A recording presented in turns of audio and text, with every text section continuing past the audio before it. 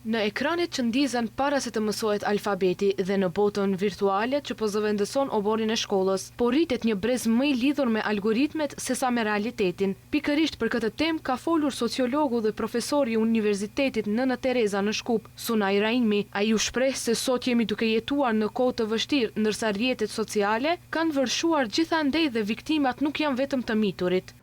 Unë mendoj se ka ardhur koha që jo shoqëria jon, po shoqërit e gjitha vendeve të botës të ulen pak të bisedojnë me ekspertët e çështjes, me sociolog, me filozof, me sociolog, psikolog, po pse jo edhe me ata të IT-s, për shembull,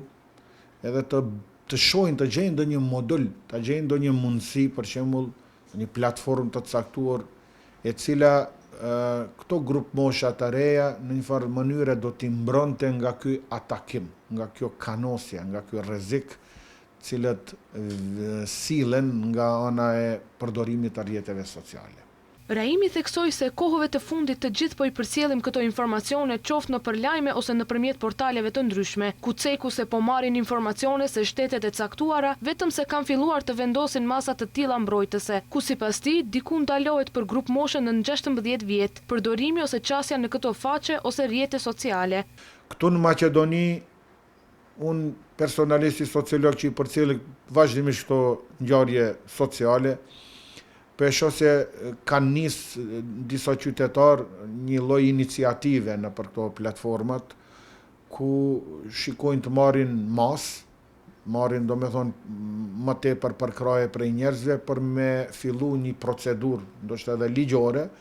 me çka sikur edhe Slovenia që e ka bën këtë fundit, ndalimin do me thonë e rrjeteve sociale për grup moshet nën 16 vjeç, që edhe te ne dojnë ta bëjnë një gjë të tillë. Sociologu Raimi gjithashtu ka treguar se të gjithë jemi qenie njerëzore dhe qofshin ndonjëherë ato ndryshime shumë të mira, edhe ato ndonjëherë sjellin telashe sepse njerëzve ju duhet kohë derisa të adaptohen në rrethanat e reja. Ashtu duhet edhe të bëhet, si me thonë, detoksifikimi. Do me thonë,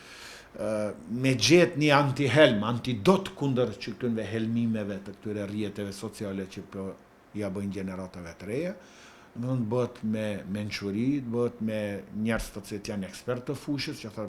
lidhen të gjithë, dhe e shohin cila është modusi, forma, mënyra, qasja më e mirë që të mos dëmtohen për shembull rinia, i kanë 15 vjet, 16 vjet, por mënyrë më janë ndalu, ndonjëra e mund të shkaktojë edhe krizë psikosociale, domethënë psikike në atë kuptimin mund të sjellë edhe ardhje të disa